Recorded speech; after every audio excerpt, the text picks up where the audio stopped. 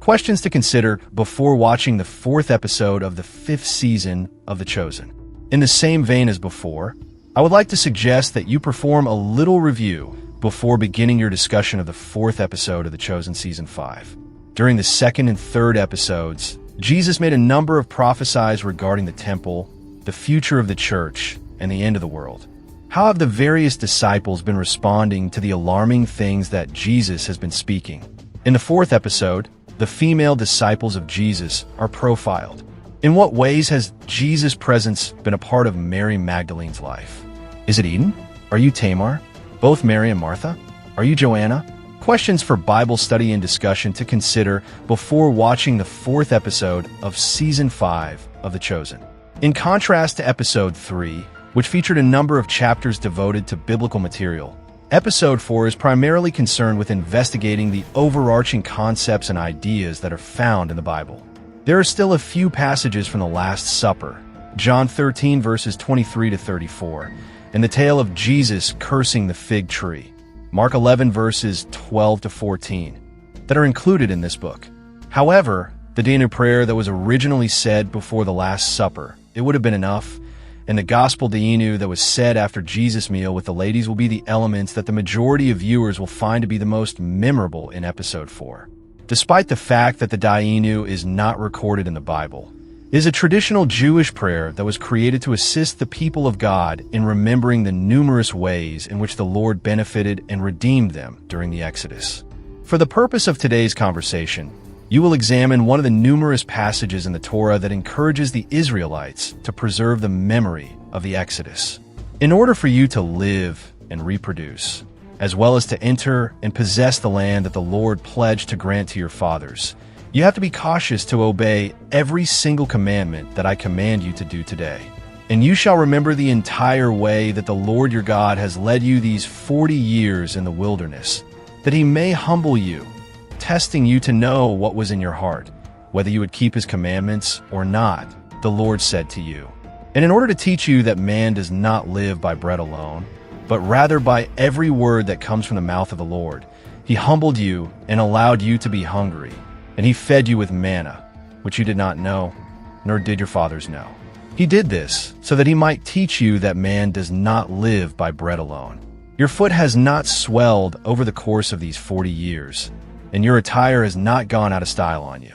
Your heart should then be aware of the fact that the Lord your God disciplines you in the same way that a father disciplines his son. Therefore, you are to remain obedient to the laws of the Lord your God by walking in his ways and by having fear of him. For the Lord your God is bringing you into a good land, a land of brooks of water, of fountains and springs flowing out in the valleys and hills, a land of wheat and barley, of vines and fig trees and pomegranates, a land of olive trees and honey, a land in which you will eat bread without scarcity, in which you will lack nothing, a land whose stones are iron, and out of whose hills you can dig copper. Furthermore, you are to eat until you are satisfied, and you are to give thanks to the Lord your God for the land that he has provided for you. Take care lest you forget the Lord your God by not keeping his commandments and his rules and his statutes, which I command you today, lest, when you have eaten and are full and have built good houses and live in them, and when your herds and flocks multiply, and your silver and gold is multiplied, and all that you have is multiplied, then your heart be lifted up, and you forget the Lord your God, who brought you out of the land of Egypt, out of the house of slavery, who led you through the great and terrifying wilderness, with its fiery serpents and scorpions and thirsty ground where there was no water, who brought you water out of the flinty rock, who fed you in the wilderness with manna that your fathers did not know, that he might humble you and test you, to do you good in the end. It is important to be careful not to declare in your heart, "My power and the might of my hand have gotten me this wealth." You must remember the Lord your God, for it is he who gives you the power to get wealth, so that he can reaffirm his covenant that he swore to your fathers, as it is now. Moreover, I solemnly warn you today that you will undoubtedly be destroyed if you forsake the Lord your God and instead seek out other gods, serve them, and worship them. Because you have chosen not to obey the voice of the Lord your God, you will perish just like the nations that the Lord causes to perish in front of you. ESV version of Deuteronomy 8 verses 1 to 20. In light of what you've read, you might mention, in the 5th season of The Chosen, the events that take place around the Jewish holiday of Passover. Passover is a feast that honors the exodus of the people of God from slavery in Egypt into the promised land of Canaan. Moses had a number of speeches in which he encouraged the people of Israel to remember what God had done for them during the Exodus. This particular passage is one of numerous speeches that he delivered. In the 4th episode, we will gain an understanding of the various means by which Jesus and his disciples may have preserved the memory of the Exodus on the Passover holiday. Inquire of your group now. What kind of mentality influences individuals to educate themselves about the past and to remember it? Which mentality causes people to disregard or forget about the events that occurred in the past? Why does Moses remind the Israelites of the Exodus and encourage them to keep it alive in their memories? In the event that the tale of what God has done is forgotten, what are some of the problems that may result? What is the relationship between remembering what God has done and remembering to carry out the commands that God has given? To what extent does Moses emphasize certain aspects of the Exodus narrative? What are the reasons that you believe these highlights are important? How can Jews and Christians keep the memory of the Exodus and other significant acts of salvation alive? What are some of the varied ways that they do this? Do you have any rituals or practices that you consider to be very significant? Have you ever made an effort to acknowledge and memorialize the ways in which God has acted in your own life? And have you ever shared this remembrance with others? In addition, why is that valuable? When it comes to celebrating the past, what is the ultimate purpose involved? Which mentality should we be working to build within ourselves, and why this is important? Following the viewing of the 4th episode of the 5th season of The Chosen, Bible study and discussion questions. I usually ask people a handful of fundamental questions after they have watched an episode of The Chosen, which are as follows. Which aspects of the episode stood out to you the most? With what did you feel the strongest connection? Do you have any inquiries or concerns? Were there any unclear points? In the event that the conversation takes on a life of its own, I strongly recommend that you do not feel constrained by the questions that are to follow. Instead, I encourage you to run with it. Nevertheless, if you feel that you require further structure, you may make use of some of the following questions. At the beginning of the episode, the disciples are heard reciting the Danu, which is an ancient Jewish prayer that may have been a part of the Passover rite that Jesus observed during his time. What exactly is the rationale behind this prayer? When it comes to the conclusion of the prayer, what does Big James add? What is the significance of doing this? Toward a later point in time, toward the conclusion of the episode, the female disciples come up with a new version of the Dainu that is centered on the deeds of salvation and healing that Jesus performed. In what ways does their prayer provide information about the identity and mission of Jesus? What aspects of these times of prayer and recollection struck you as particularly significant? John and Jesus had a lengthy conversation on the narrative of Jephthah, which is found in Judges 11 and a story that is quite similar to it that may be found in Greek mythology. What role does this exchange have in highlighting the significance of remembering God in the appropriate manner? At a later time, Judas meets Jesus and asks him to close the deal. What is wrong with his attitude during this conversation? What is it that Judas fails to remember or forgets about Jesus, God, and the acts of salvation that have occurred in the past? What is the connection between this forgetting and his negative attitude? Jesus invites Judas to make a decision about which group he is a part of. Who or what does Judas decide to pick? How come? What lessons can we learn from the narrative of Judas about the perils of losing sight of God and placing an excessive amount of faith in only ourselves?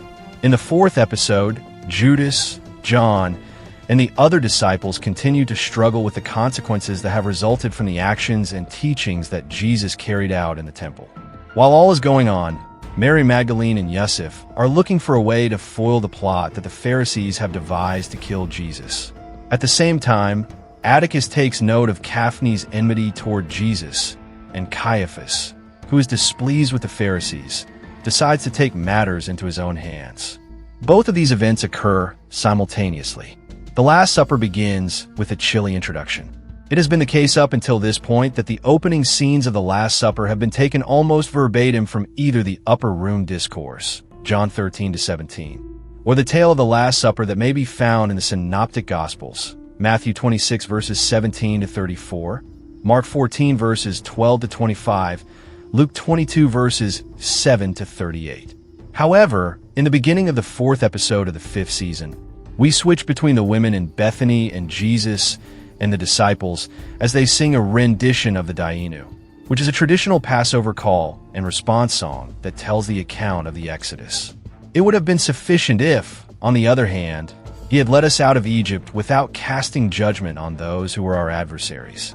It would have been sufficient if he had not destroyed their idols, but rather delivered judgments against those who were our enemies. Otherwise, they would have been annihilated.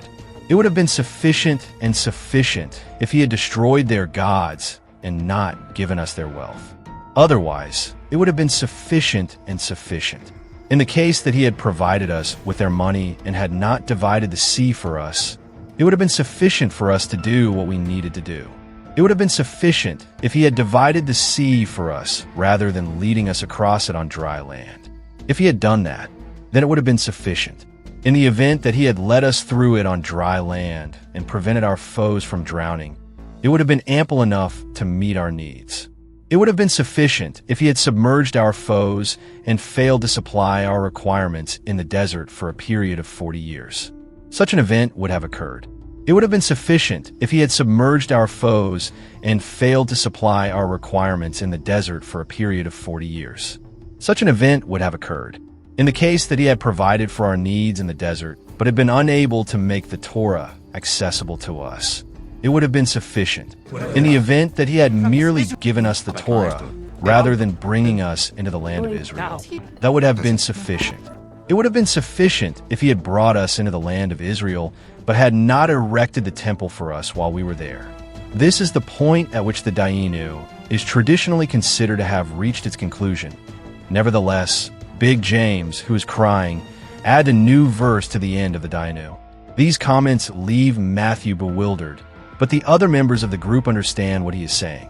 He says, if he had only built the holy temple and not sent the Messiah in our lifetime, it would have been enough. We would have waited, but you chose us, and it is enough. Matthew is the only member of the group who understands what he is saying. As the liturgy for Passover continues, Peter brings out the bitter herbs that remind Israel of their time spent as slaves in Egypt, as well as the salt water that reminds them of the tears shed by the Israelites. Both of these elements are meant to remind Israel of the sacrifices that they made during their time in Egypt. Next, the disciples pray to God, asking him to cleanse them so that they can obey his instructions. As the lunch continues, John approaches Jesus in a low voice and asks in a whisper whether Thomas is going to be the one who betrays the group. John's question is directed toward Thomas. In a hushed voice, Jesus speaks to him, most likely informing him that the individual to whom he gives the piece of bread after he has dipped it is the one who is supposed to receive it. After then, Jesus is said to have dipped the bread and given it to Judas. All the while John and Peter were watching with a suspicious expression on their faces, as stated in John 13 verses 23-26. While he is leaning over to Judas, Jesus tells him that he does not need to stay because he has him now. Judas is the one who is telling him this. During the time when Judas is inquiring about the identity of the person to whom Jesus is referring, Jesus simply says, "Not God." This is a sign that Satan has now entered Judas. See John 13, verse 27. Judas insists that they still have the opportunity to prevent things from ending in a horrible manner. But Jesus pushes Judas to hurry up and do what he is about to do. Judas is urging Jesus to hurry up and do what he is going to do. John 13 verses 27-30 states that Andrew makes the assumption that Judas will bring alms to those who are in need and obtain additional food when he gets up and leaves. Matthew is interested in knowing what Judas is going to do after he departs from the group. Jesus explains that because he will only be with them for a short time longer, he has a new command to offer that will transform them. This order is that the disciples love each other as much as he has loved them. John 13 verses 33-4. Judas has been removed from the group. As a consequence of this, Peter is presented with the opportunity to contemplate the destination of Jesus, rewinding to the beginning of episode 3. The characters Atticus, Pilate, and Caiaphas are featured in the 4th episode of the 5th season of The Chosen. As the 4th episode begins, Atticus is monitoring Caiaphas as he continues to stir up the masses by pointing out that Jesus has both shut down the market and backed Rome's taxation. Caiaphas is doing this by pointing out that Jesus has both of these things. In the 3rd episode, he promised the seller that he would treat them with respect and that he would fulfill his promise. The Chosen's 4th episode of the 5th season has Yusuf and Mary as the main characters. Over the course of their chat, Veronica and Jesse are discussing the ways in which the religious authorities were seeking to trick Jesus into saying something that was not true. The chat that they are having is overheard by Yusuf, who is also present in the nearby. They are aware that the words that Jesus made infuriated the religious authorities as well as those of the people who were there in the crowd, despite the fact that they believe that Jesus was able to avoid being caught in the traps. When Mary is looking for Yusuf in the streets of Jerusalem, she comes upon Shmuel. This occurs throughout the time period in question. When she asked Shmuel for help in identifying his friend, he refused to call Yusuf a friend because of his failure to stand up to Jesus. This was an answer to her appeal for assistance in locating his friend. Additionally, he portrays Mary in a negative light by asserting that she is a lady from the Red Quarter who is possessed by a demon. The explanation that Mary gives is that she is in fact from Magdala by the sea, and that her creator is the only one who has her. Having said that, she expresses her entire confidence. Shmuel, who is sure that the recent words spoken by Jesus were a death sentence, believes that he will soon wish that he was living in a leper colony. He is absolutely certain that this will happen. She expresses her sympathy for Shmuel and how the words of Jesus must be incredibly distressing for him, especially considering that, unlike the other people, he is aware that they are accurate. Mary acknowledges that if Jesus were to be present in a leper colony, he would heal it. However, she also expresses her sorrow for Shmuel. Shmuel reprimands Yusuf for going with a woman from the Red Quarter when he is in the presence of them. Yusuf is in the presence of Shmuel and the other people. In spite of the fact that Yusuf reprimands him for his unpleasant behavior, Shmuel responds by reprimanding Yusuf for continuing to be present at Lazarus' residence. A minute of silence is requested by Mary since she and Shmuel are both anxious about the repercussions that will result from what is now taking place. In addition, Yusuf is summoned to attend an urgent emergency meeting. Nevertheless, Mary requests that there be a moment of silence. It is not until the 5th episode that we will have any clarity regarding the questions that she asks Yusuf. Shimon, who is a member of the Hillel family, advises Zebediah and the members of the Shammai family to build a united cause against Jesus at a later time, during the convening of the Sanhedrin. Shimon is a member of the Hillel family. Because Jesus teaches things that are counter to tradition and their interpretation of the Torah, he does this because Jesus acts outside of their jurisdiction and teaches things that they think are forbidden. While Shmuel is standing to witness, he states that he is the person who has documented the actions of Jesus for the longest amount of time. On the other hand, Yusuf raises a protest by claiming that he has seen Jesus do the same number of miracles for the same amount of time, despite the fact that he has not written down his observations, as Shmuel points out. Lazarus is accused of blasphemy against the Lord, and Shmuel becomes so outraged that he encourages them to put him to death. Leviticus 24 verse 16. The conversation between the two people takes place as they are debating whether or not the resurrection of Lazarus was a real event or a fabrication. Even Zebediah is of the opinion that this idea is excessive, taking into consideration the fact that Lazarus is a Jew who is in good standing. While Yusuf is striving to defend Lazarus and Jesus, Shmuel reprimands him for being captivated by the idea that Jesus possesses heavenly qualities. Shmuel's scold comes on the heels of Yusuf's attempt to protect Lazarus and Jesus. After that, Jesus challenges the Sanhedrin to cast a vote on whether they adhere to the teachings of the Scriptures or the Nazarene. Mary finds Tamar and Joanna having a chat about Passover and their desire to obtain greater knowledge when she returns to Phoebe's apartment. Mary is surprised to find that they are discussing the topic. They are informed by Mary, who expresses her grief, that they, too, are going to be brought to Bethany, where they will be with Mother Mary, Martha, and Mary of Bethany at the Passover Seder. Mary relays this information to them with a sense of regret. Following their gathering, Jesus invites all of his female disciples to Bethany for a special meal that he personally prepares for them. In the course of his journey around the table, he takes the opportunity to convey his appreciation to every one of them for the various ways in which they have assisted him along the path. He expresses his gratitude to Mary Magdalene for holding a Shabbat, even though she felt unworthy and unprepared, to Mother Mary for enduring the pain of Lazarus' death and forgiving him when he stayed in the temple when he was 12 years old, to Mary and Martha for bearing the pain of Lazarus' death and believing that he had a purpose, to Eden for putting up with the sacrifices of Peter's ministry, to Tamar, as a stranger in a foreign land, tolerated slander and displayed beautiful faith, and to Joanna for assisting Andrew in meeting John in prison and supporting his ministry. In conclusion, he asks that they keep a particular distance from him over the course of the next several days and over the Passover festival, which is when he will deliver some very significant words to the apostles.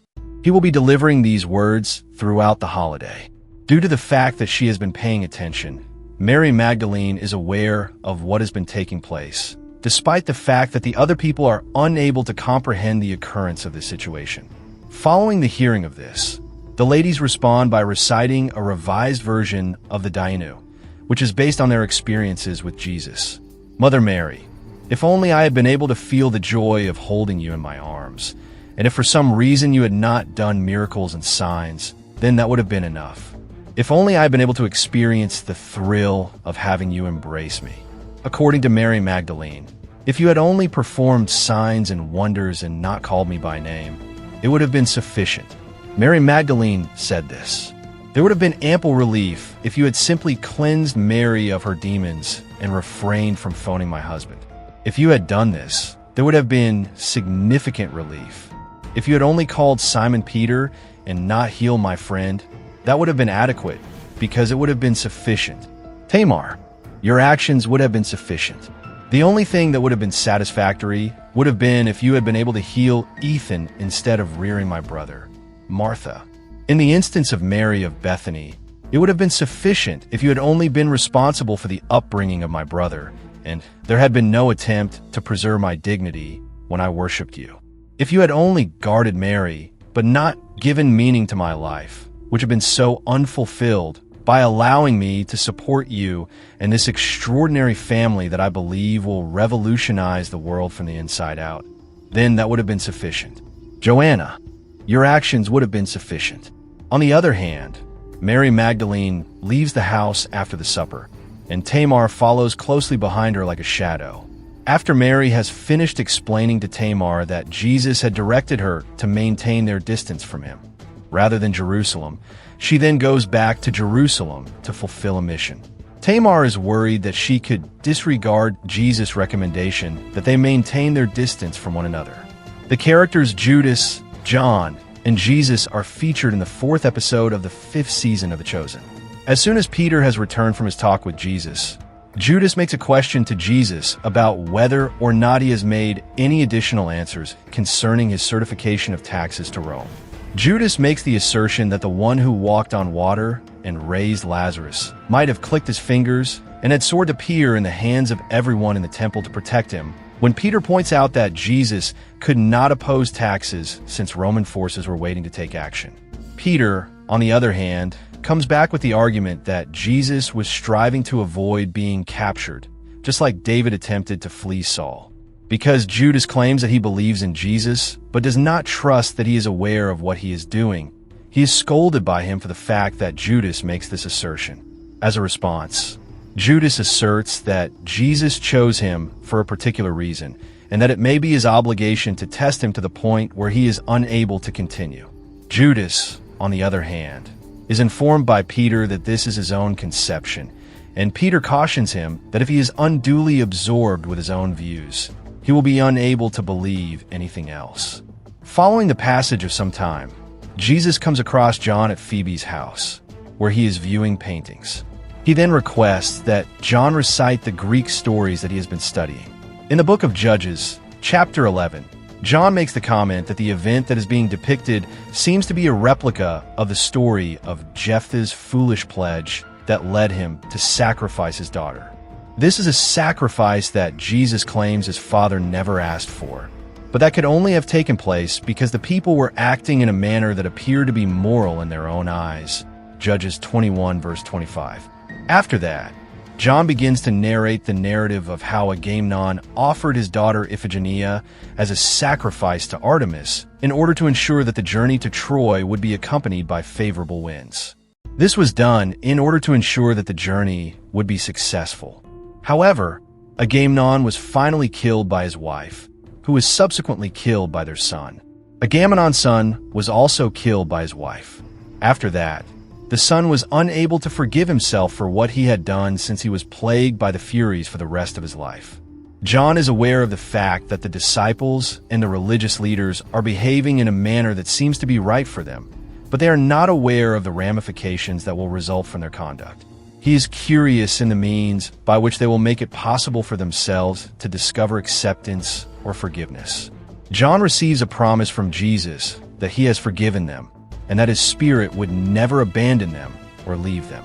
Additionally, he encourages John to maintain his proximity to him and gives him this reassurance for doing so.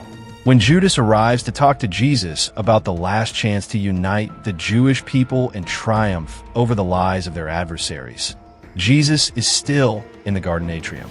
Judas is there to talk to Jesus about the closing window of opportunity. The purpose of Judas' presence is to convey the message that the window of opportunity is closing. Drawing on his previous expertise in the business world, he insists that they are in a perilous scenario, one in which they have the potential to either close the sale or lose it. He says this because they are in a dangerous situation. In response to Judas' assertion that it is time for Jesus to reclaim his birthright as the son of David, Jesus inquires as to whether or not Judas will continue to believe in him if he does not behave in the manner that he desires. Judas says once more that Jesus must have chosen him in order for him to make a contribution to his kingdom. Otherwise, he would be nothing. Judas's assertion could not be more accurate.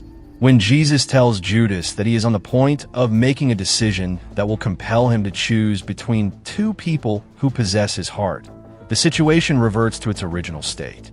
As soon as Judas expresses his desire to continue following Jesus, Jesus makes a pledge to pray for him.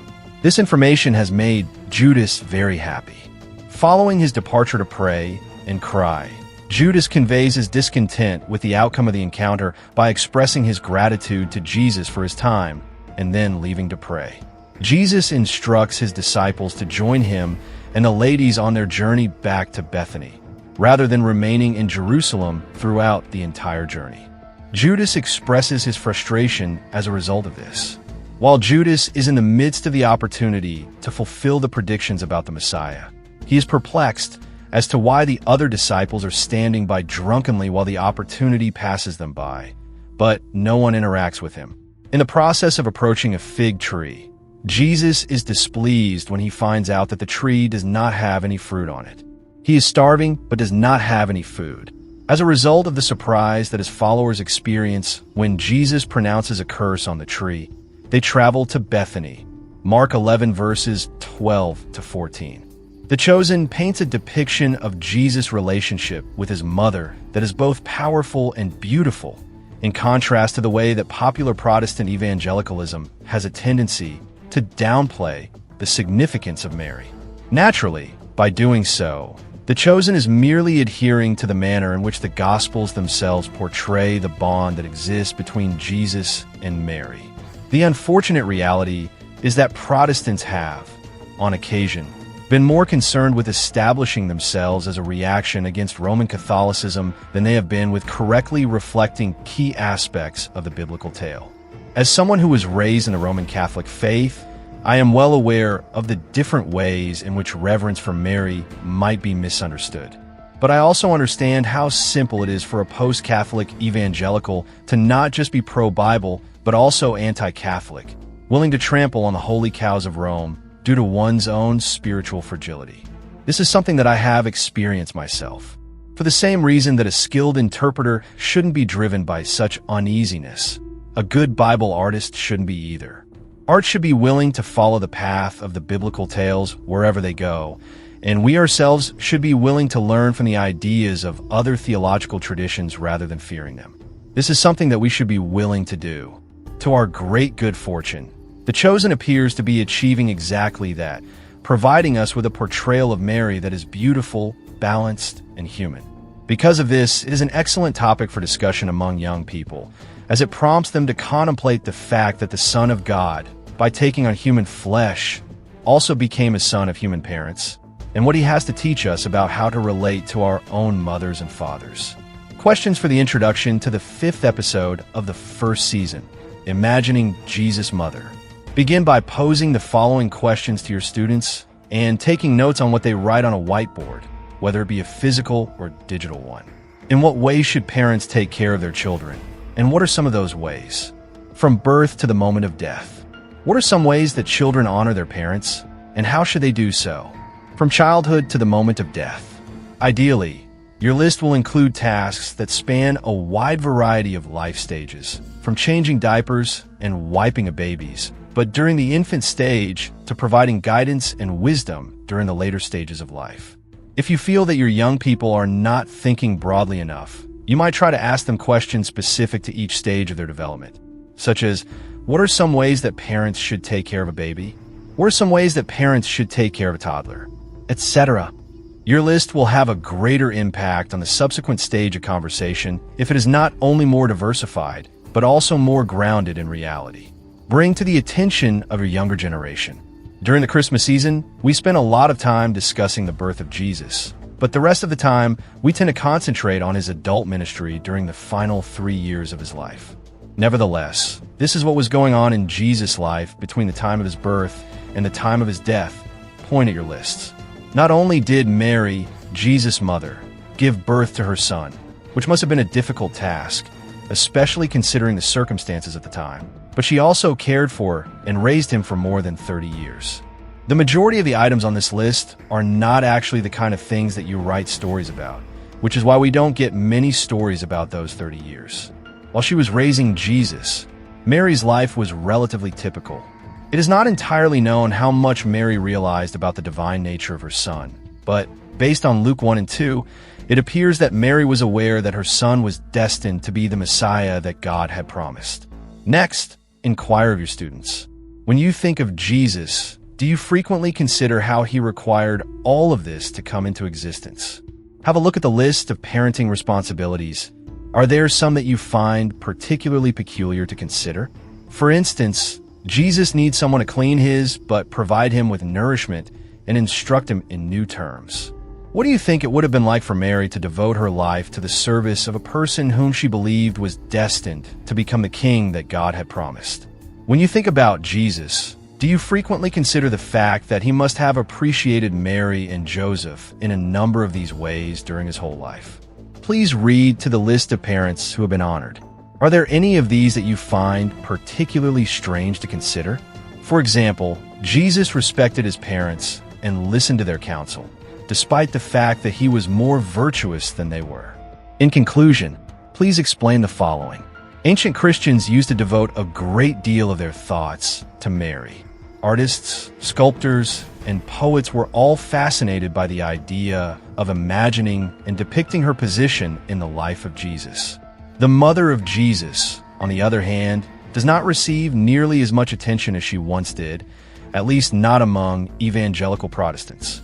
The contrast that exists between Catholics and evangelical Protestants are a significant contributor to this phenomenon. In the Catholic religion, there are a number of beliefs that pertain to Mary. These include the idea that she was innocent when she gave birth to Jesus and the notion that we ought to pray to Saint Mary. Protestants do not adhere to these traditions since the Bible does not provide a foundation for them. Rather, they were conceived of many years after the Bible was written. On occasion, Protestants have gone to the opposite extreme underappreciating Mary's role in the Bible. This is due to the fact that Mary is seen to be of great significance in Catholicism. Additionally, we have not continued the long-standing tradition of representing Mary in works of art and the written word.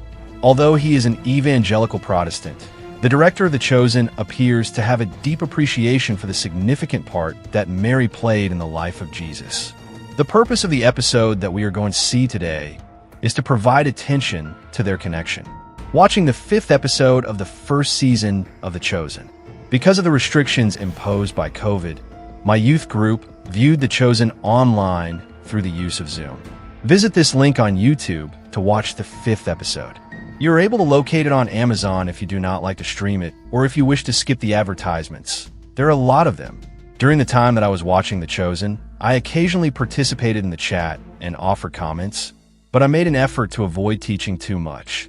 Rather than viewing The Chosen as merely an elaborate instance of preaching, I wanted the younger generation to take pleasure in it. The majority of the time, I just clarified who the characters were, and on occasion, I provided a brief explanation of a reference or allusion that could have been unclear to me when I was younger. Discussion questions for the 5th episode of the 1st season of The Chosen. As a way to kick off your conversation, ask your young, what were your thoughts on the episode that you watched? What stood out to you the most? The manner in which Mary spoke about and dealt with her son, Jesus, is something that you have observed. The manner in which Jesus spoke about and interacted with his mother, Mary, is something that you have observed. Please provide some space for these questions. It is possible that you will wish to take your pupils through a few crucial moments from the episode if you find that you need to do so. It is even possible to rewind a few specific moments. Just one example. The first scene, which takes place when Mary and Joseph discover Jesus in the temple. The manner in which Jesus reflects on his mother to his disciples. The manner in which Mary discusses Jesus with her companion.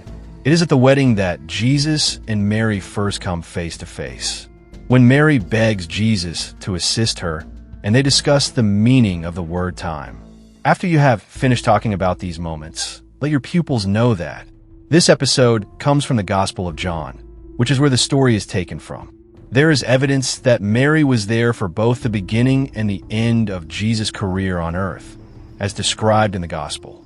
Discuss the following 2 sections now. There was a wedding that took place at Cana in Galilee on the 3rd day, and the mother of Jesus was present at the ceremony. The wedding was also extended an invitation to Jesus, along with his disciples. When there was no more wine available, Jesus' mother told him, "They have no wine." Jesus responded to her by asking, "Woman, what does this have to do with me?" When his mother told the servants, "Do whatever he tells you," she was referring to the fact that my hour has not yet come. John 2 verses 1 to 5 ESV. When Jesus caught sight of his mother and the disciple whom he cherished standing in close proximity, he addressed his mother by saying, "Woman, behold, your son." Following that, Christ addressed the disciple by saying, "Behold, your mother." Additionally, beginning at that hour, the disciple brought her to his own residence. After this, Jesus, seeing that everything was now accomplished, said, "I thirst." A jar full of sour wine was standing there. So they put a sponge full of the sour wine on a hyssop branch and held it to his mouth. This was done in order to fulfill the scripture. After receiving the sour wine, Jesus lowered his head and gave up his spirit. He then declared, "It is finished," when he had completed receiving the wine. Exegesis of John 19 verses 26 to 30. By virtue of his existence, he was aware of the possible danger that his presence could provide to Lazarus and the women. He was well aware of this potential danger. John, who is standing near to the window and listens with fear to the somber words that Jesus bestows upon the women, is present during the evening meal that Jesus is having with the women. The Chosen's 4th episode of the 5th season features Caiaphas as the main character. The high priest sneers at the more narrow-minded Pharisees for their inability to answer appropriately to such an old technique during the time when Gedera is reporting to Caiaphas how Jesus silenced the religious leaders by responding to their inquiry with a question. Gedera is telling Caiaphas about how Jesus silenced the religious leaders at that time.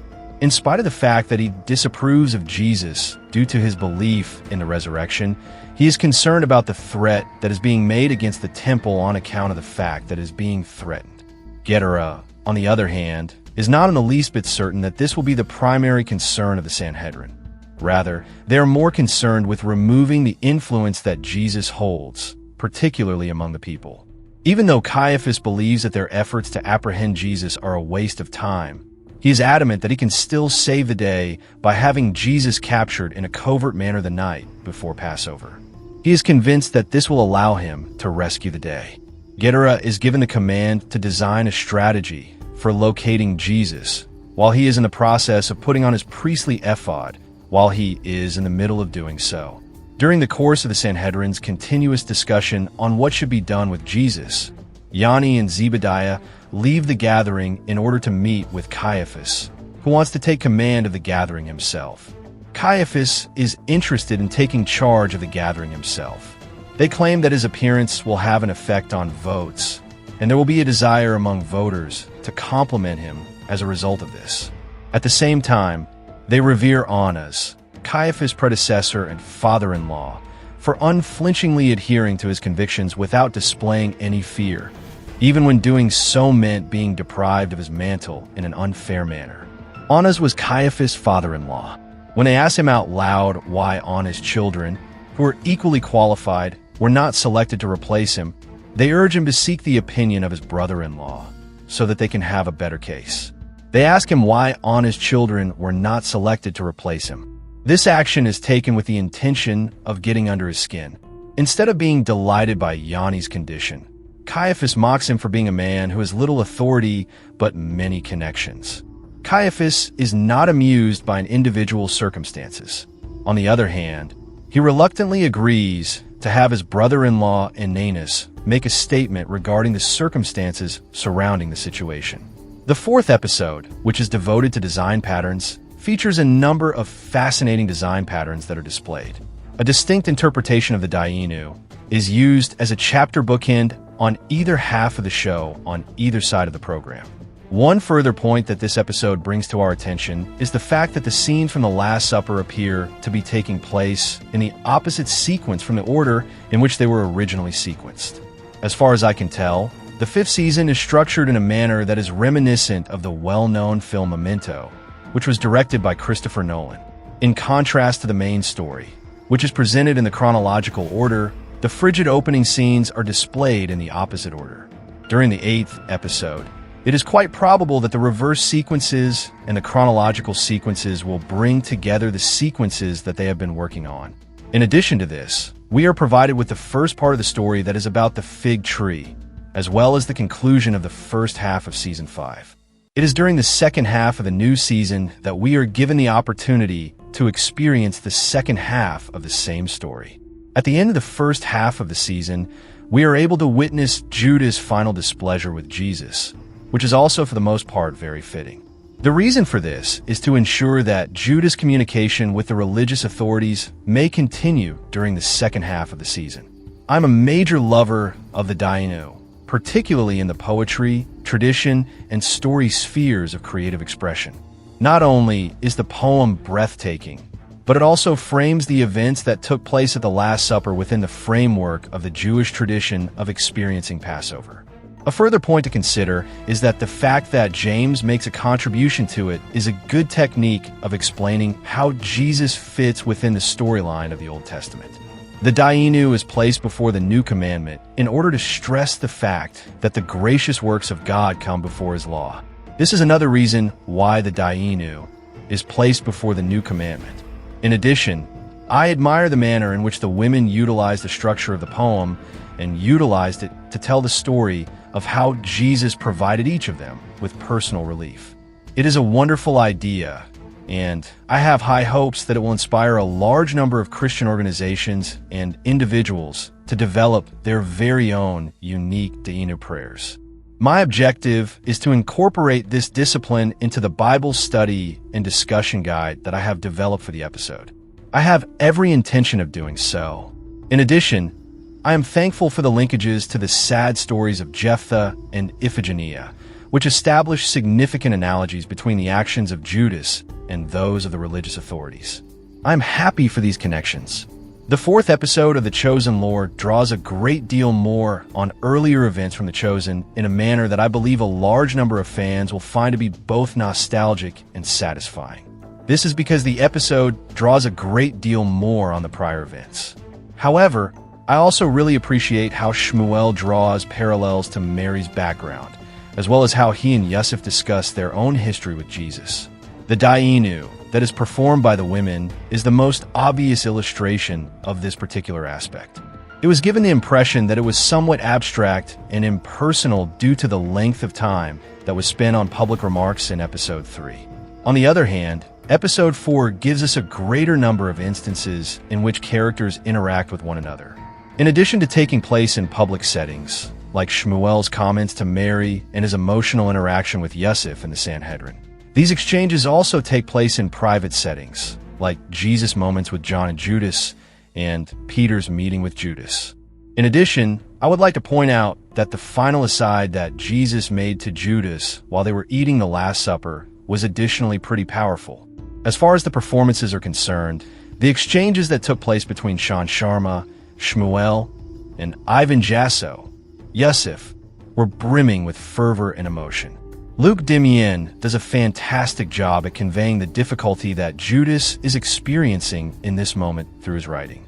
Richard Fancy, on the other hand, continues to provide a Caiaphas that is both forceful and interesting. One of the aspects of the Curse of the Fig Tree that I find to be quite enjoyable is the way in which it is dealt with. Because this happening is puzzling and a little disturbing for a number of readers, I enjoy how the performance takes use of the event to continue to underline the disciples' sense of perplexity and concern at Jesus' acts. This is something that I find to be quite effective. I believe that some of the things that the show has done with Shmuel and his ongoing slide are really effective. This is especially true with regard to the villains. The fact that Caiaphas has a disdainful attitude toward the Pharisees, in addition to the manner in which the Pharisees take advantage of his weaknesses, is yet another facet of the narrative that I find exceptionally amusing. Episode 4 is plagued by a fundamental shortcoming, which occurs when the nature of the back and forth that takes place between Caiaphas and the Sanhedrin is rather difficult to follow, which is one of the factors that leads to the confusion that is taking place in world politics.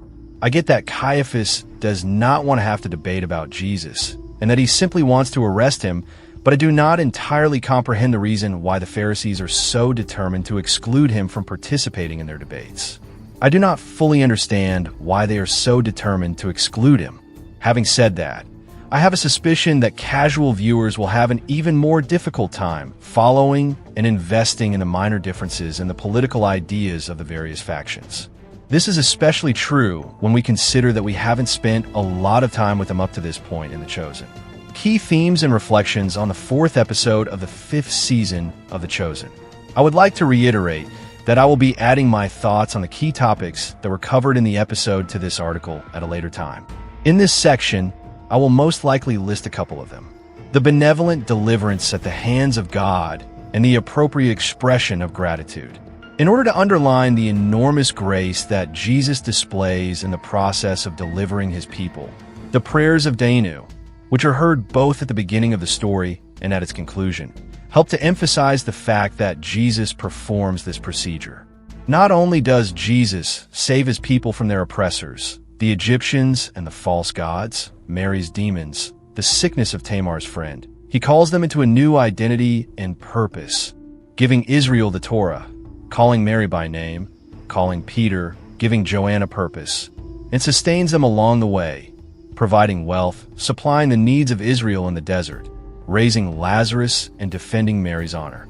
These acts of deliverance, when viewed as a whole, go far beyond anything that any individual may consider to be owed to them or to which they are entitled. They are examples of grace. Individually, every one of these acts of deliverance would have been enough. The appropriate way to respond to this grace is not merely to express thanks, but also to make a commitment to keeping the commandments of God, particularly the new commandment, which states, "Just as I have loved you, you also are to love one another." John 13, verse 34, English Standard Version. When Judas goes out to betray Jesus, the disciples make the mistaken assumption that he is going to participate in almsgiving as a method of expressing his gratitude to God for his great deliverance. However, this is not the case. On the other hand, Judas is committing the most extreme form of ingratitude by betraying his master, since he is actually betraying him. There is a possibility that Judas's lack of gratitude is due to the fact that he does not make any effort to comprehend grace. From the very beginning, Judas has been under the notion that Jesus chose him because he had something to offer Jesus, rather than because Jesus has something to offer him. This mistaken belief has persisted throughout the entire process. Furthermore, despite the fact that he asserts that he would be nothing if he were unable to make any contributions, the entire point of the tale of the Exodus is that God delivered Israel at a time when it was deemed nothing by the rest of the world and transformed it into his cherished property. It was not Israel's responsibility to convert itself into anything in order for God to deliver it.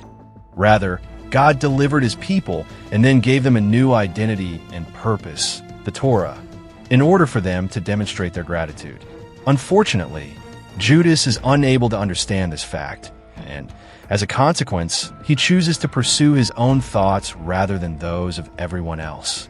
In addition to discussing the stories of Jephthah and Agamemnon, Jesus and John also bring up the ideas of deliverance, grace, and gratitude during their conversation. Despite the fact that Jephthah and Agamemnon both seek heavenly favor through the offering of sacrifices, the challenge lies in the fact that the sacrifices that they offer are not of the kind that God asks for or desires. It would have been feasible for Jephthah to have faith in God's power to mercifully deliver Israel and then to respond with grateful obedience. Jephthah would have been able to. Instead of doing what Judas did, he relies on his own opinions, which is the same thing that Judas did. John is pondering the fact that just as Jephthah's disobedience led to the death of his daughter, the disobedience of the people of God will soon lead to the death of Jesus. He is curious about how they will be able to forgive themselves or find peace in light of this realization. Therefore, it is necessary for Jesus to encourage him to look to the magnificent deliverance that God has provided. In order for John to achieve peace or forgive himself, it is not required for him to do any action. Rather, he must accept the forgiveness, peace, and liberation that Jesus will provide for him. Can you tell me exactly who you belong to? Jesus warns Judas that he will soon be asked to make a decision regarding who he is a part of, and this warning comes in the midst of their contentious argument. Having said that, by the time they end up having this conversation, we will already be aware of the response to the question. During the chilly opening of the Last Supper, just before Judas goes to betray him, Jesus tells him with a sense of sadness that he has you now. The he in this context refers to Satan, not God. John 13, verse 27. These words are said by Jesus. According to John 8, verse 44, individuals who choose to participate in deception and murder do so with the purpose of establishing themselves as offspring of the devil. This is the intention behind their actions. People who are considered to be Jesus' little children, on the other hand, are able to exhibit this by embracing the kind of love that Jesus exemplified, which is love that is self-sacrificing and self-giving. John 13, verses 33 and 34. Additionally, the idea of belonging is brought up in a major manner within the setting of the confrontation that takes place between Shmuel, Mary, and Yosef. Mary is the woman who may be found in the red quarter and who is considered to be possessed by 7 devils, according to Shmuel's description of her. In response, Mary asserts that she is possessed by the God of the universe, and that she is originally from Magdala, which is located by the sea.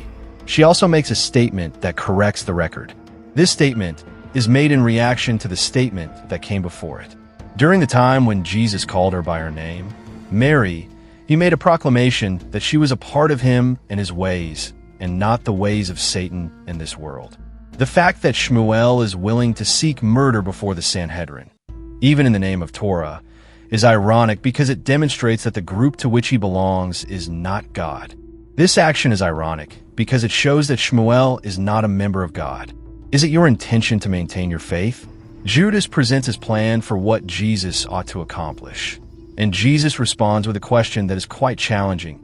If I don't do whatever big thing you imagine I ought to do, will you still believe in me? Peter explains to Judas that having faith that Jesus is aware of what he is doing is an essential component of faith. Judas's plan is quite challenging. When we truly believe in Jesus, we are willing to follow him wherever he goes, even if he leads us in a direction that may not appear to be a good one to us. It is impossible for us to have genuine faith in Jesus when we allow ourselves to become unduly preoccupied with our own ideas about what he ought to accomplish. Just like what happened to Judas, this is also happening. Within the context of the movie The Chosen, Judas's act of betrayal appears to be an attempt to force Jesus to carry out the action that Judas considers to be the appropriate one for him to carry out. The fact that Jesus did not react in the manner that Shmuel believed he ought to have was another element that appears to have led to Shmuel's ultimate choice to forsake his belief. Regarding the 4th episode of the 5th season of The Chosen, what were your opinions on the material? I would want to express my gratitude to you for taking the time to share your ideas, inquiries, and speculations in the comments section presented below. By the 5th episode of the 2nd season of The Chosen, a number of different debates have been brought attention to. In addition to this, it is a complicated episode that examines a number of distinct plots and character arcs that were established earlier in the 2nd season. Jesus and John the Baptist had their last encounter before John leaves to confront Herod Antipas. This meeting takes place before John leaves. During the course of their gathering, Jesus conveys his expression of regret regarding the possibility of John being captured and executed. While Mary Magdalene is teaching Rama Hebrew, she is having a hard time learning how to read Hebrew. She is having difficulty. Within the context of this narrative, Mary Magdalene confronts her demons from the past, both in a literal sense and in a metaphorical way. Simon the Zealot embarks on a journey in search of Jesus, during which he is introduced to the disciples and makes a solemn vow to remain true to them. Atticus Emilius, in the course of his research of Simon the Zealot, comes to the knowledge that followers of Jesus believe that he is the Messiah. This realization occurs during the course of his investigation. During this time period, Matthew continues to have a difficult time fitting in with the other disciples of Jesus, and he regularly finds himself in conflict with Thomas.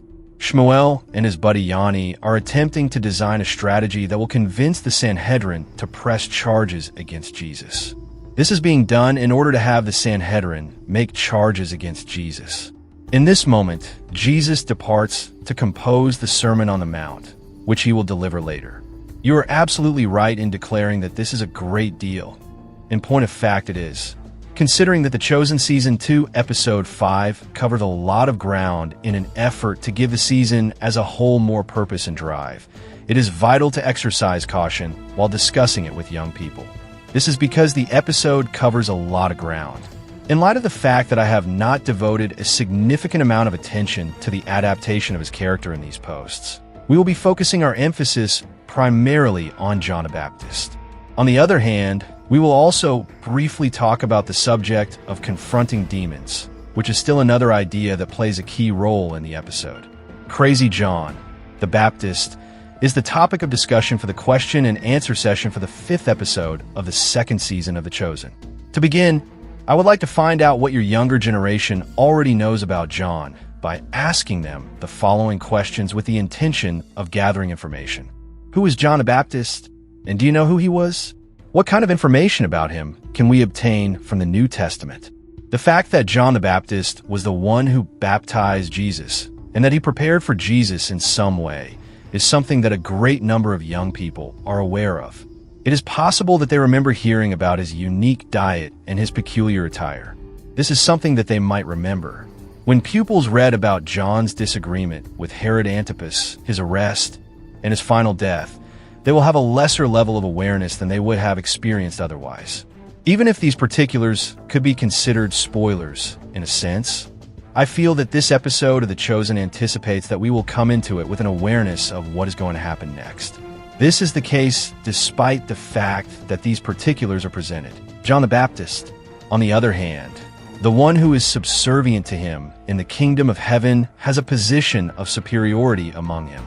Beginning with the time of John the Baptist and continuing up until the present day, there has been violence directed against the kingdom of heaven, and those who are violent have taken it by force.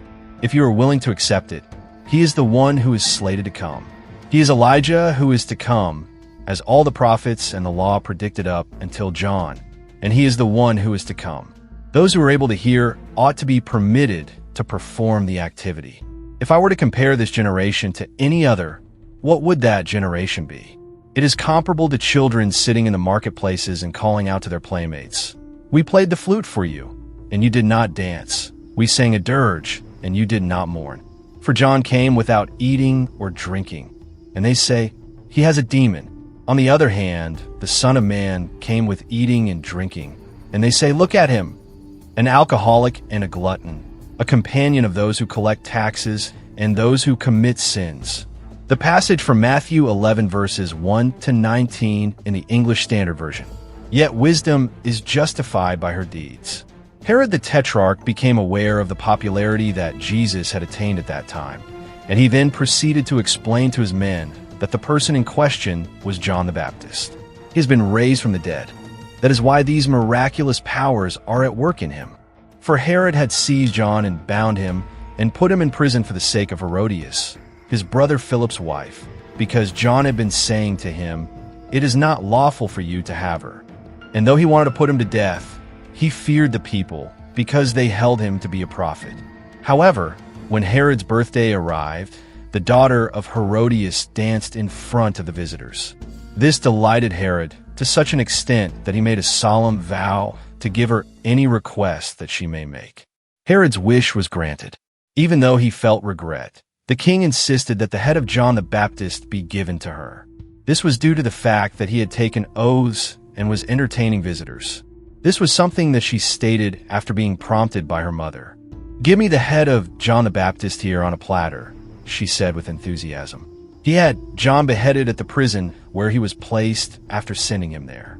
A dish containing John's head was presented to the young lady, and she subsequently handed it over to her mother. He had John beheaded as a result. Furthermore, his disciples came and buried the body, and then they proceeded to inform Jesus about what had occurred when they had finished their work. As soon as Jesus got aware of this, he left that spot in a boat and traveled to a desolate location by himself. He did this as soon as he reached that location. This passage is taken from Matthew 14:1-13a. When you're reading these passages to your students, it is essential that you make it very clear to them that it is not possible for you to explain and discuss everything that is included within them. It is possible that you will bring up the fact that a considerable number of these instances will very probably be incorporated into the Chosen itself at some point in the future. It is recommended that you encourage them to focus their attention on the identification of John the Baptist and the relationship that he had with Jesus in the meanwhile. Once you have completed the reading, get in touch with them and inquire about the following. What is it that you're interested in learning more about? The question is, why was it so difficult to understand? Based on the information provided in these chapters, what is the identify of John the Baptist? Does he have any kind of description? In your opinion, what position did he play? Could you please explain the nature of the friendship that existed between Jesus and Peter the Baptist? How did they perceive one another between the two of them? To further simplify things, you might wish to break them down even further than you have already done. In particular, the baptism of John and the significance of that event can be baffling to your younger generation. And this might be especially the case depending on the practices and beliefs that your church has around baptism. On the other hand, it is essential to keep in mind that the sole objective of this time period is to stimulate the minds of your students. Because there is not a regular previously on the Chosen segment, it is a good idea to review some pertinent material from prior episodes of The Chosen on a regular basis. This is especially true when considering the fact that there is no such segment. The reason for this is that the plot of The Chosen has become increasingly intricate since the beginning of the second season of the show. It is not necessary to spend an excessive amount of time on this. This is only a brief review. Nevertheless, there are a few questions that you might want to look over again at this point. During the most recent episode, what exactly took place? What was it that Jesus rescued Mary from during the first season of the franchise? Do we have any knowledge on Mary's life before she came into contact with Jesus? In addition to the demons that she possessed when she was alive, the red quarter is the term that you're looking for. There are 3 individuals who are not a part of the group. These individuals are Matthew, Rama, and Mary Magdalene. Exists any information that they do not have that the others do have that they do not have? And what was it that they made the decision to start doing in the second episode of the second season of The Chosen? The 6th episode of the second season of The Chosen is currently being shown with me. New episodes are now only permitted to remain online for a period of 24 hours before being automatically erased. This is the case despite the fact that the 5th episode of The Chosen Season 2 was broadcast live on both YouTube and Facebook. It is necessary for you to download the Chosen app, which can be found on both the Google Play Store and the Apple App Store, in order to watch this season with your ensemble. In the course of watching the 5th episode of the second season of The Chosen, I would periodically provide feedback using the chat feature. Nevertheless, I made an effort to refrain from providing an excessive amount of instruction regarding the show. My aim is that young people would not only consider The Chosen as an intricate instance of preaching, but that they will also perceive it as something that they will enjoy. The majority of the time, I simply describe who the characters are, and then every once in a while, I provide a brief explanation of a reference or allusion that was unclear to my younger self while I was writing it. With regard to the 5th episode of the second season of The Chosen, the topic of conversation is Cousin John, who is also referred to as the Baptist on occasion. In order to get things started, your youth group ought to pose the following questions. To what extent did you find this episode to be memorable, and why did you feel that way? Do you think there were any scenes that stood out to you as particularly intriguing or emotionally touching specifically? I would appreciate it if you could let me know if you have any questions about what took happening. If you were to characterize John the Baptist in the adaptation that can be seen in The Chosen, what are some of the ways that you would do so? Are you able to reconcile this with the portrayal of him that you had in your mind? What aspects of the relationship that existed between Jesus and John the Baptist stood out to you as being particularly fascinating? Were you surprised to learn that John the Baptist and Jesus had different perspectives on one another? Was this anything that you found surprising? Or what was it that they were unable to reach a consensus on? Which parts of their distinct missions were represented in the contention that they had with one another? In the course of their talk, John and Jesus were able to settle their differences and come to an understanding of one another. What were some of the aspects that you noticed about this process? Or what is the reason that Jesus is depressed when the day is over? When John the Baptist is confronted by Herod Antipas, Jesus advises him to pay attention to the voice of God. The event takes place right at the very end of the narrative thread, during the time that one is confronting the evil that is committed by other people. Why is it so important to continue to listen to the voice of God? On the one hand, Jesus shows his sadness over the suffering that John the Baptist would have to endure.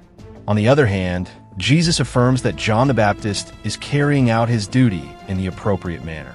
Is there a time when you were compelled to suffer in order to carry out the task that God had given you? Do you recall that time? Have you ever considered the possibility that Jesus was moved to compassion by the hardship that you went through? Discussion questions regarding the 5th episode of The Chosen Season 2P2. Confronting Demons discussion questions about the 5th episode. As a point of transition, include the following in your discussion with your students. The bravery with which John the Baptist confronted corrupt human authorities like Herod Antipas while presenting the Word of God gained him a reputation for his bravery. Herod Antipas was one of the powerful human rulers. In the same way that John is getting ready to meet Herod in a forceful manner, a number of other characters are also getting ready to confront a demonic entity that describes itself as Belial. Specifically, we witness Belial having a confrontation with Mary, during which he refers to her as Lilith, which was the name she used to go by while she was possessed. This comes about because Mary was possessed at the time. It is at the very beginning of the first season of The Chosen that this episode takes place. Throughout the course of the episode, Mary seems to be going through a repetition of her previous trauma as a result of her interaction with Roman troops. Note, in episode 1, it is hinted that she was a victim of sexual assault at the hands of a Roman soldier who is also a Roman soldier. As the episode draws to a close, she goes back to the life she had before the episode began. When a person is dealing with emotional anguish or transgression from their past, we frequently make the observation that they are addressing their demons that they have been harboring. It's possible that The Chosen is trying to get us to see a connection between the fact that Mary is encountering an actual monster that is connected to her past and the fact that she is also addressing the suffering that she has endured in the past. Inquire now of those who are of a younger generation. In the event that you, like Mary, have ever been in a situation where you were confronted with a difficult situation in the past that you did not like to remember, what was the sensation that you experienced? As a result of Mary's efforts to combat the demon on her own, he comes perilously near to achieving victory over her. On the other hand, at the moment that Jesus arrives, he is successfully defeated.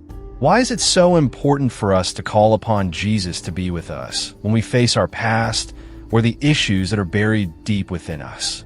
What are the reasons for this? In a manner comparable to that of episode 5, The Chosen Season 2 Episode 6 is attempting to balance numerous narratives, including the following characters. During the time when Matthew and Simon Peter are searching for Mary Magdalene, they are acting in the capacity of a buddy police together. After Mary Magdalene has fallen off the wagon and relapsed into a life of drinking and gambling, Jesus is able to forgive her and restore her to the condition of being she was in before she fell off the wagon. It is through Mary, the mother of Jesus, that Rama gains an understanding of what it means to place one's faith in God while one is in a position of less fortunate circumstances. In the event that there is no more food available in the camp, Thomas is anxious about the situation. During this time, John and James, who are the sons of Zebedee, pause for a moment to reflect on the reality that there is still a great deal that they do not fully understand in relation to the act of following Jesus. The disciples express their sorrow over the news of John the Baptizer's arrest and briefly consider the prospect of recruiting zealots to assist in freeing him. They discuss the possibilities of rescuing John the Baptizer. In an endeavor that is ultimately unsuccessful, Shmuel and Yanni try to have Jesus tried for heresy. Jesus sends his disciples to a synagogue in the countryside, where he heals a man on the Sabbath. Following this, he permits the disciples to eat grain from the field, which ultimately leads to the leaders of the synagogue reprimanding him. In the interest of complete candor, I must say that the 6th episode of the 2nd season of The Chosen appeared to lack concentration, and a number of crucial moments appear to be rushed through. This happened because a great number of distinct narrative threads were all being pulled together at the same moment, which caused this event to take place. It would have been perfect to have an episode about Mary, Simon, and Matthew, with a lot more tension built up between Simon and Matthew, and also a delayed ending to Mary's battle, as well as an episode about the disciples running out of food and all of the troubles that arise on the Sabbath. It would have been possible for both of these episodes to be included in the series. Regrettably, I'm concerned that a major number of the confrontations that have developed throughout this season, particularly those that include Shmuel, John the Baptist, and Atticus, were raised far too late in the game. This is something that I am concerned about. As a direct result of this, there is not enough room for everything to take place at the necessary pace at the moment. In any event, there is sufficient criticism. Although there may be some issues with Episode 6 of The Chosen Season 2, there is still a great deal for your youth group to work with and take into account. This is despite the fact that there may be some deficiencies. In addition, despite the fact that Episode 6 appears to be a little chaotic, I believe that there are underlying elements that connect the remainder of the episodes. This will be discussed further in the following paragraphs. During the first half of Episode 6, the drama that surrounds Mary's relapse and the attempts that Matthew and Simon make to locate her and bring her back to Jesus becomes the primary emphasis.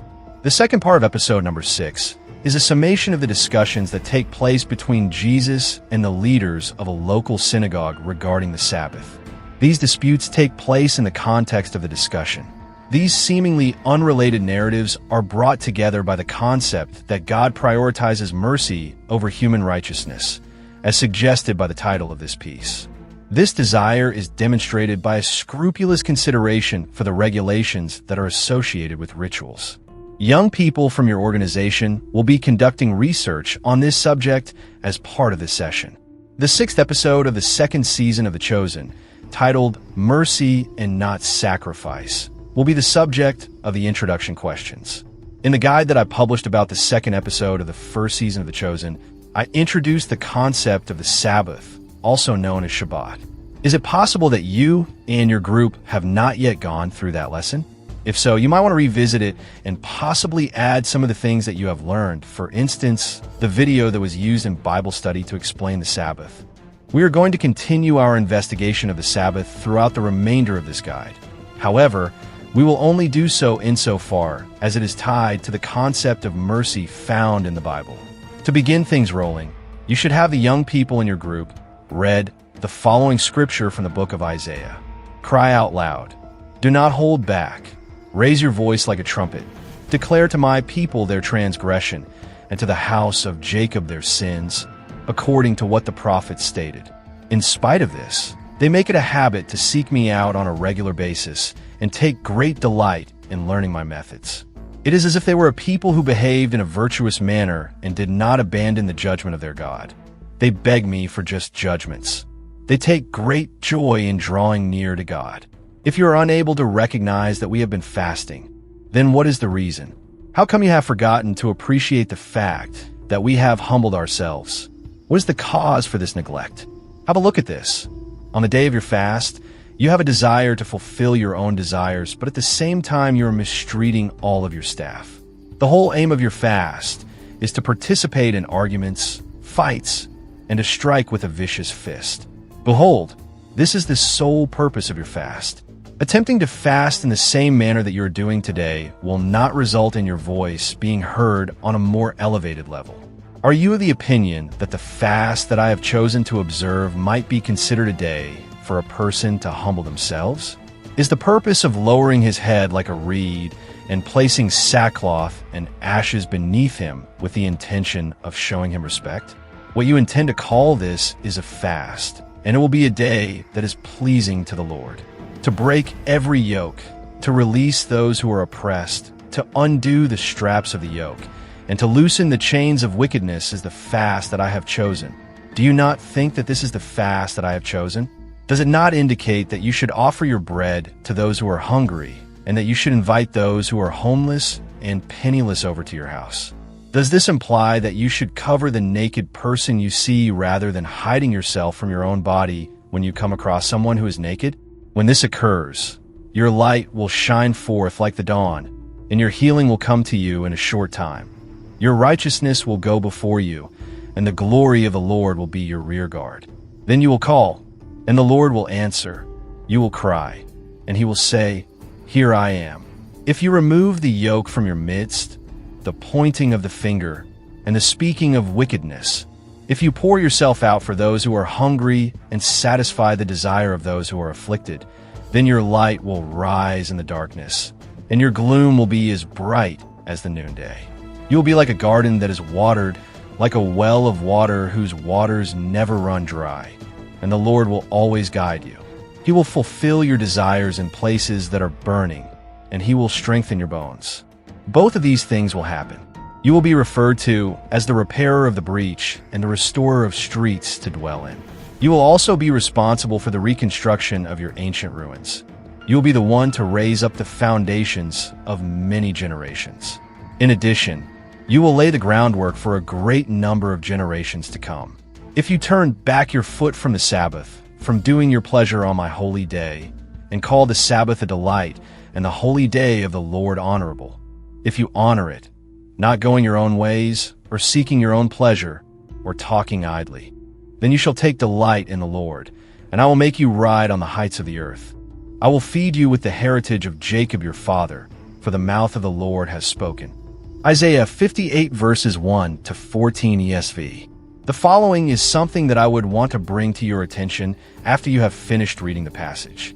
The practice of fasting and the observance of the Sabbath are two rituals that are commonly linked to aspects of personal devotion and spirituality. Many people throughout the time period of the New Testament believed that the Sabbath and fasting were acts of personal righteousness that were required in order to satisfy God and to be accepted as good Jewish Christians. This belief was prevalent during the time period. When it came to the Sabbath and fasting, however, the prophet Isaiah envisioned a different way of tackling the situation. This was an event that occurred hundreds of years prior to the writing of the New Testament. You should then inquire of your students. When Isaiah states that fasting is all about, what exactly does he mean by that? In what areas does he think we should be focusing our attention, according to him? Once we have had some time to discuss this topic, I would want to make the following clarification. There is a possibility that Isaiah is giving the idea that he is suggesting that we should only focus on offering assistance to those who are poor and oppressed, and that personal devotion is completely meaningless. This exaggerated method of speaking was frequently utilized by the prophets in order to capture the attention of the people. However, it is obvious that they were not fundamentally averse to personal devotion. They were just bothered by the fact that it was so common for people to get so preoccupied with their own personal spirituality that they became completely apathetic to those who were disadvantaged and were unconscious of the oppressive manner in which they treated other people. This was the source of their concern. The argument that they put up was that personal devotional activities were practically meaningless if they did not entail a life of mercy for those who were in need of assistance. It is clear that Isaiah holds the same viewpoint regarding the Sabbath, despite the fact that the majority of his attention is directed toward fasting. In his statement that the Sabbath is not a day for doing your pleasure, he is not insinuating that the Sabbath must be a dull day. In the first section of the chapter, it is claimed that your pleasure is tied to the act of making other people work while you are busy being pious. This is a reference to the first portion of the chapter. The objective of the Sabbath is not to have other people be forced to work while we put on a religious spectacle. Rather, the Sabbath is about providing other people with the opportunity to rest. Following that, I would direct your young people to one of the stories to be told on the Sabbath, which will be presented in episode 6. During that period of time, Jesus made use of the Sabbath to travel through rural areas and visit agricultural fields. The hunger that his disciples were experiencing led them to begin eating grain heads that they had picked up from the ground. But when the Pharisees saw it, they said to him, "Look, your disciples are doing what is not lawful to do on the Sabbath." He said to them, "Have you not read what David did when he was hungry, and those who were with him? How he entered the house of God and ate the bread of the presence, which it was not lawful for him to eat nor for those who were with him, but only for the priests? On the other hand, has it not been brought to your attention in the law that the priests who serve in the temple are permitted to break the Sabbath without being held responsible for their actions? It is my belief that there is something that is even more important than the temple that is located here. In the event that you had been aware of the meaning of the expression, I desire mercy and not sacrifice, you would not have felt the need to condemn those individuals who were not guilty. In the English Standard Version of Matthew 12, verses 1 to 8, it is written that, "And the Son of Man is the Lord of the Sabbath." The following is what I would teach your students to understand. An elaborate series of additional laws that are not stated in the Bible was devised by the Pharisees in order to restrict what you could and could not do on the Sabbath. This was done because the Pharisees were so bent on viewing the Sabbath as a sign of personal religious dedication and holiness among their followers. Although the Bible did restrict people from laboring in the fields on the Sabbath, the Pharisees went even further and prohibited hungry people from snatching a little food from a stalk to chew on. This was in addition to the prohibition found in the Bible. Jesus, like Isaiah, held the belief that the Sabbath was more than merely a means of demonstrating personal devotion. It was about liberating those who were oppressed and those who were destitute. Consequently, he was incensed by the fact that the Pharisees were so critical of his disciples, who were destitute and hungry. On the other hand, Jesus goes much further in his rebuttal to the Pharisees. In his statement, he makes reference to a narrative in which David's starving men consumed the prohibited bread that was placed in the temple. He also makes a reference to the fact that in order to serve in the temple, the Levites and priests violate the law that they are not allowed to labor on the Sabbath. After that, Jesus goes on to explain that he is something greater than the temple, and that as a result, his pupils ought to be free to do whatever it takes in order to follow him. I am aware that this was a bit lengthy and lecture-like for an introduction portion, but I believe that a lot of these ideas will be important in setting the mood for what happens in the episode. I hope you enjoy this. Questionnaires concerning the selected Season 2 up to this point in time. It is my recommendation that you keep the review of Season 2 a little shorter, unless you have been watching each episode in near real time with your students, and it has been approximately 1 month since you watched through Episode 5. This is due to the fact that the introduction to Episode 6 is quite lengthy. Some of the most important aspects that I would go over are as follows. To what extent did Mary participate in the activities of the disciples, particularly with regard to Matthew and Rama? What prompted Mary to be so unhappy in the previous episode? To what destination did she ultimately find herself at the close of the episode as a consequence of the terrible recollections of her past? When the previous episode came to a close, what was the plan that John the Baptizer had in mind for the future?